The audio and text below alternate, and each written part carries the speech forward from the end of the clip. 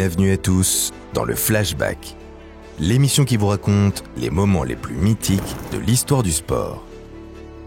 Les Jeux Olympiques, une fête mondiale de 2 semaines que toutes les nations attendent durant 4 longues années. Si la pression sur le pays hôte est énorme, certains parviennent à tenir toutes leurs promesses et même à surmonter les attentes de milliards de fans. C'est le cas de nos meilleurs ennemis, les Anglais. À Londres, en 2012, les plus grandes légendes sont présentes pour faire de cet événement une compétition inoubliable.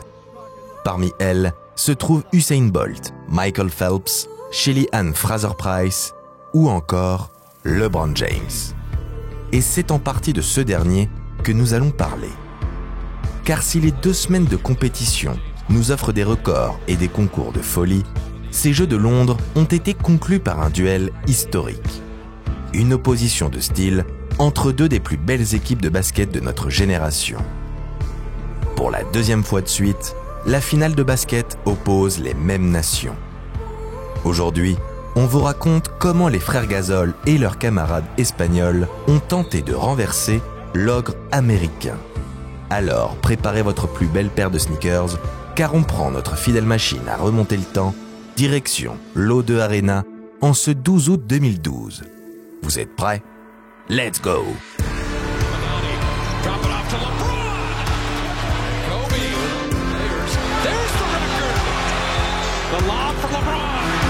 What a shot! An incredible shot by LeBron James. He did it again! Did you see LeBron? He jumped right out of the building. He looked like Superman.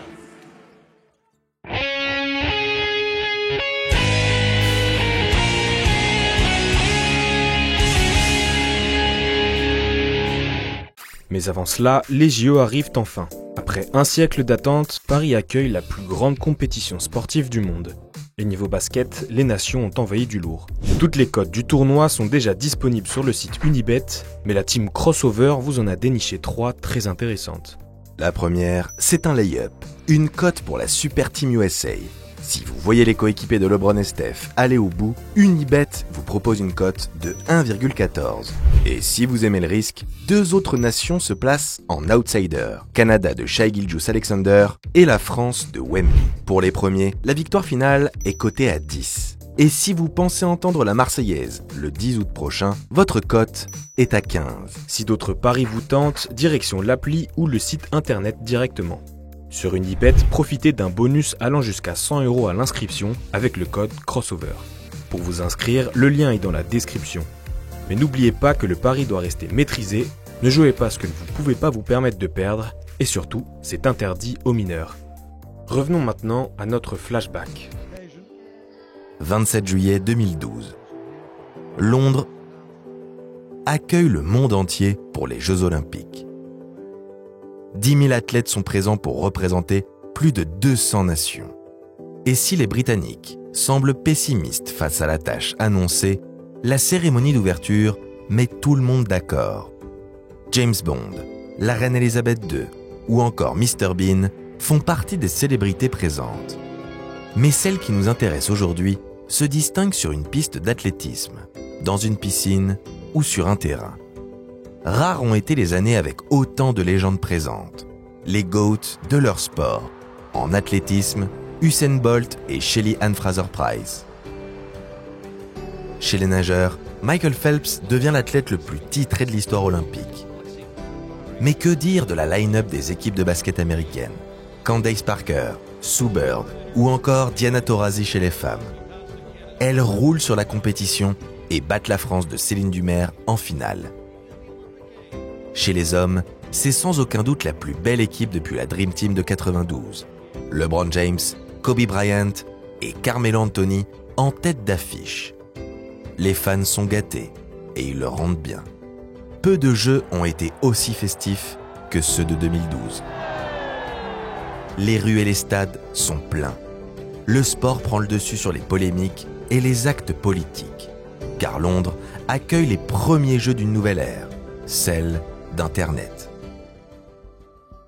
Pour la première fois, le monde entier a accès aux matchs en haute définition. Les meilleures actions sont postées sur YouTube et Facebook Alors, le style est primordial. Tout le monde se rappelle de la célébration d'avant-course d'Usain Bolt. Et ça, la Team USA l'a bien compris. La liste est explosive, il faut faire le spectacle. Pour la puissance, LeBron James. Côté flow, Carmelo Anthony et Kevin Durant sont prêts. Si les fans veulent de la jeunesse et de la folie, bienvenue à Russell Westbrook. Et pour cadrer le tout, Kobe Bryant est prêt pour conclure les matchs. Une liste à faire saliver les amoureux de la balle orange.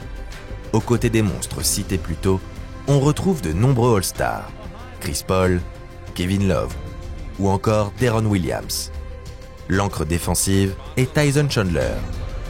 Comme avec Dwight Howard en 2008, Mike Krzyzewski sélectionne le défenseur de l'année en NBA. Enfin, pour compléter le roster, André Iguodala sert de couteau suisse. James Harden apporte son tir et Anthony Davis pour sa taille. C'est le retour d'une tradition perdue depuis la Dream Team de 92. Celle de garder une place dans l'effectif à un joueur universitaire. Et c'est le pivot de Kentucky qui en profite cette année. Coach K est un expert en NCAA. Il a fait de Duke l'une des plus grandes facs de basket du pays. Mais gérer de jeunes talents n'est pas du même acabit qu'avec une équipe de superstars. L'équipe doit être choisie intelligemment. 12 hommes méticuleusement choisis pour trouver un parfait équilibre. L'équilibre entre l'attaque et la défense, l'expérience et la fougue, mais surtout entre la confiance et l'ego. Team USA est sur le point de débuter son tournoi. Observé par des milliards de personnes, les grandissimes favoris ne se font pas prier pour écraser la concurrence. Après un match plein de maîtrise face aux tricolores, les hommes de Coach K détruisent la Tunisie de 57 points. 2 jours plus tard, comme si leurs adversaires ne l'avaient pas encore compris, les États-Unis décident de marquer l'histoire. Tout le monde doit le savoir, il n'y aura pas de suspense durant ce tournoi. Face au Nigeria, ils battent le record de points marqués dans un match olympique, dans le sillage d'un Carmelo Anthony létal à 37 points en 14 minutes de jeu. Résultat, 156-73. Mais comme à son habitude, Team USA se fait avoir par son ego. La Lituanie de Šarūnas Jasikevičius et d'un très jeune Jonas Valanciunas vient les embêter. S'ils remportent le match 99-94, la bande à Kobe comprend qu'une nouvelle fois, il ne faudra pas sous-estimer ces équipes FIBA. Alors, face à leur bourreau de 2004, LeBron & Co ne se font pas avoir. Ils terminent les phases de poule invaincus, en battant l'Argentine d'El Manu par 29 points d'écart. Dans le groupe B, la surprise est totale. Les vice-champions olympiques espagnols sont en difficulté. Après 2 belles victoires face à la Chine et l'Australie, les coéquipiers des frères Gasol passent à 1-rien de la déculottée. Face à des Britanniques à domicile, la Roja ne s'impose que d'un petit point, 79-78. Lou Holding colle 26 points aux défenseurs espagnols et l'assurance des jaunes et rouges est heurtée.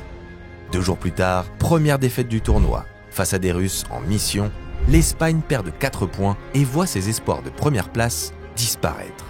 Pire encore, le Brésil les surprend lors du dernier match de poule et les Ibériques terminent en 3e position. Coup dur pour la génération dorée, car l'équipe est parfaitement organisée.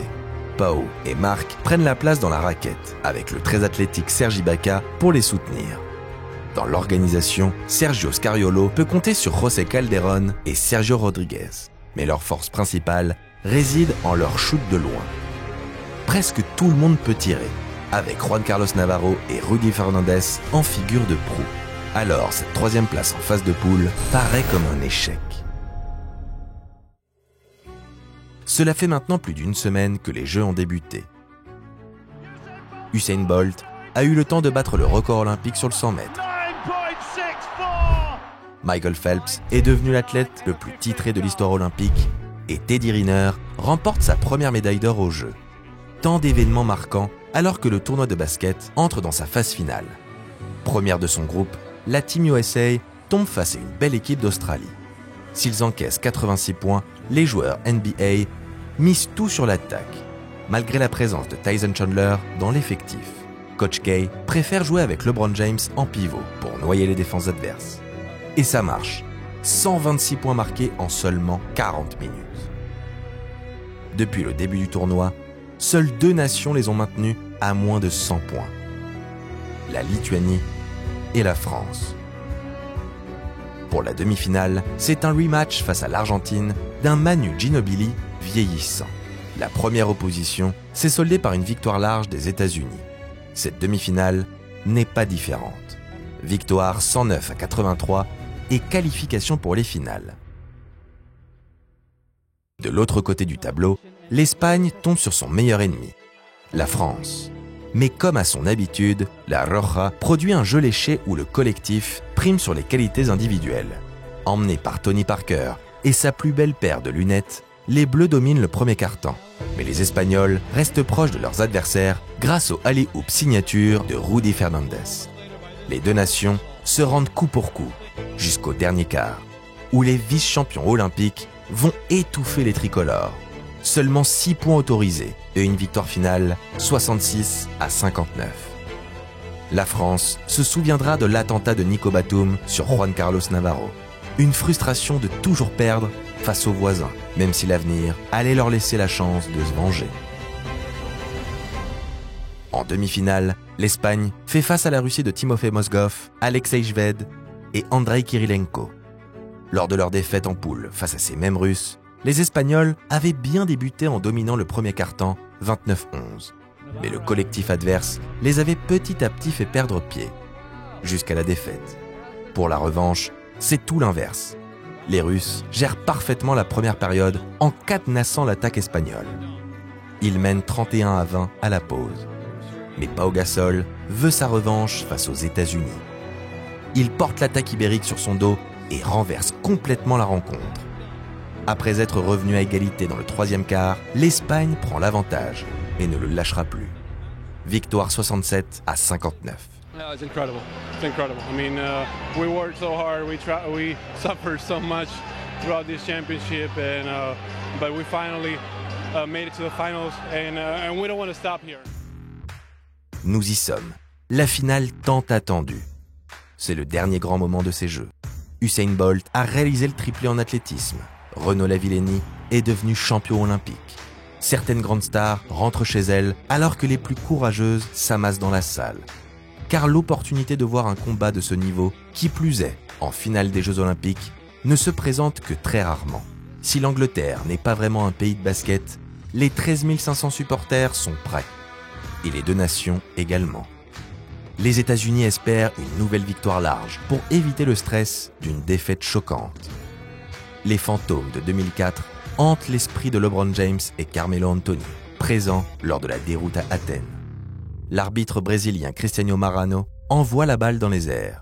Le jump ball est un présage du match. Tendu et serré. Première possession pour Team USA. Le match commence bien pour les Ibériques. Après un lay-up de Chandler bien servi par Kobe, Juan Carlos Navarro marque un gros 3+1 d'entrée. Les Américains sont prévenus. Ce ne sera pas un match tranquille. Leur principal problème ce soir porte le numéro 5. Kevin Durant est monstrueux. La panoplie est complète. 3 points dans le corner, mi-distance, provocation. L'ailier termine le premier quart avec 12 points. Mais Navarro est en feu. 14 points en 10 minutes. En défense, ils sont rugueux et ne laissent aucun panier facile.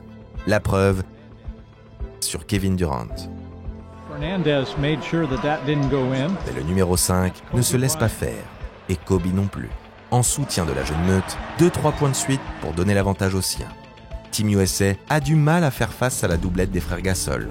La raquette est dense, alors ils misent tout sur les 3 points. Grâce à leur sniper, ils maintiennent un court avantage par leurs 7 paniers primaires entrés. Un alley-oop signature de Rudy Fernandez permet aux Espagnols de rester au contact après 10 minutes. Pau Gasol aurait pu terminer le quart-temps par un 3 points, mais c'était sans compter les bras interminables du Snake, Kevin Durant. 35-27 pour les États-Unis. Le talent est indéniable, l'envie également. First of all, congratulations on assembling such a team. How difficult was it for you to get it down to 12?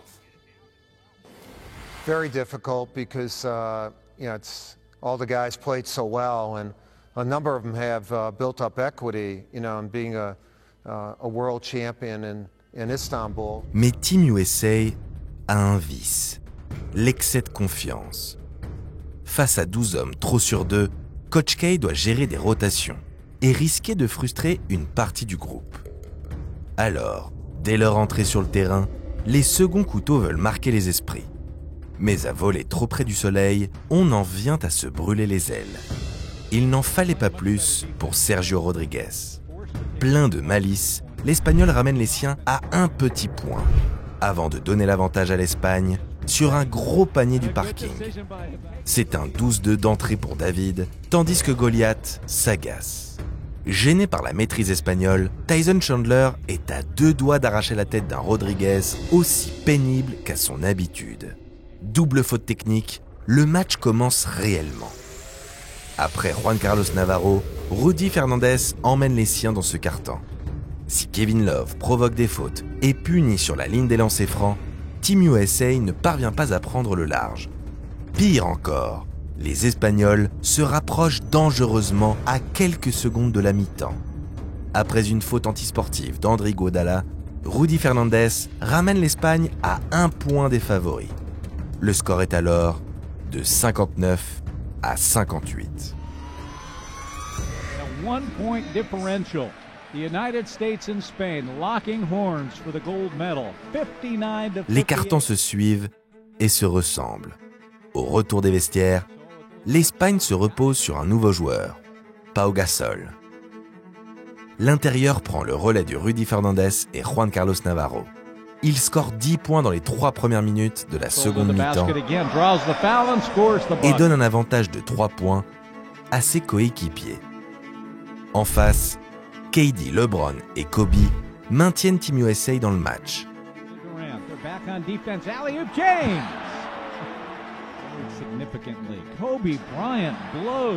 Et Pau Gasol enchaîne les N1. Pour la dernière action, Deron Williams est à 1-rien de pulvériser Serge Ibaka, mais son dunk est raté. Statu quo dans ce troisième quart.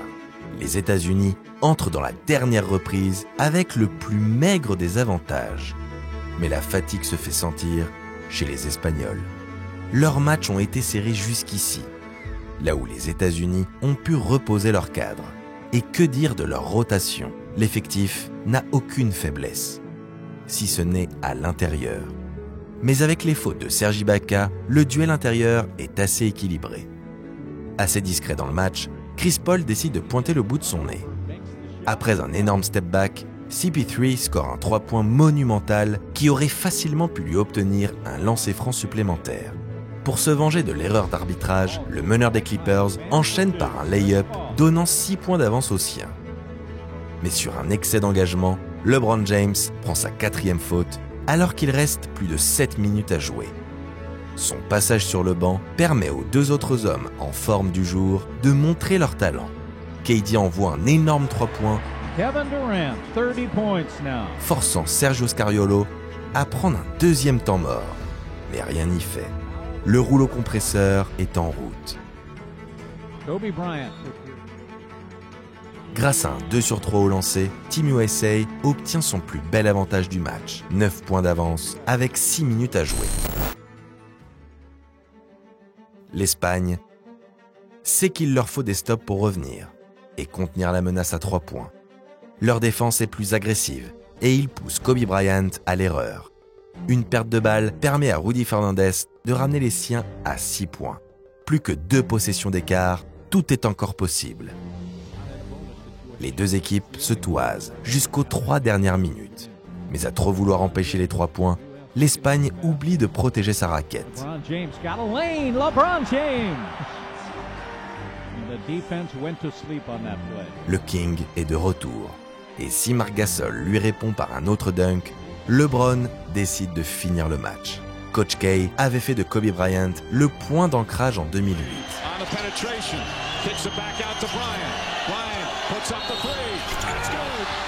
À cette époque, LeBron est encore trop jeune. Mais cette compétition est une sorte de passation de pouvoir. Kobe a gagné ses derniers titres quelques années plus tôt. Le King vient de remporter son premier. Il est désormais le meilleur joueur au monde, et comme un symbole, c'est à lui de finir le match. Comme Kobe l'avait fait contre la même équipe 4 ans plus tôt. À 2 minutes d'une potentielle médaille d'or, LeBron James décide de tenter un 3 points sur Marc Gasol, l'un des meilleurs pivots défensifs du monde. Mais rien n'y fait, le numéro 6 est juste trop fort. Les États-Unis prennent un avantage de 9 points avant que CP3 n'éteigne définitivement les espoirs espagnols. Il reste quelques secondes à jouer et Team USA est devant par 11 points. Malgré le jeu des lancers francs, les dés sont jetés. L'Espagne s'est bien battue pendant plus de 3/4 temps, mais la marche était juste trop haute. United States will win the gold medal. Dans le sillage d'un KD à 30 points, les États-Unis remportent ce match 107-100. Un point d'exclamation final à une quinzaine mémorable. Sans doute les plus beaux Jeux Olympiques de ces dernières années. Un mélange entre stars et surprises, mais surtout grâce à des compétitions extrêmement relevées. Et cette finale, entre les États-Unis et l'Espagne, en est l'exemple parfait. Un duel entre l'armada américaine et le collectif espagnol. Une victoire d'une Team USA qui a remporté toutes les compétitions olympiques depuis la déroute de 2004. Et si Goliath a vaincu David cette fois, le grandissime favori a bien failli se faire avoir. Les États-Unis tenteront de réitérer l'exploit à Paris avec une équipe exceptionnelle. Mais ça, c'est une autre histoire. We got fight. I want to bring back the gold medal to the U.S. Those guys were magnificent together. We want to work hard every single day. We want to prepare the right way and play the right way and bring it home.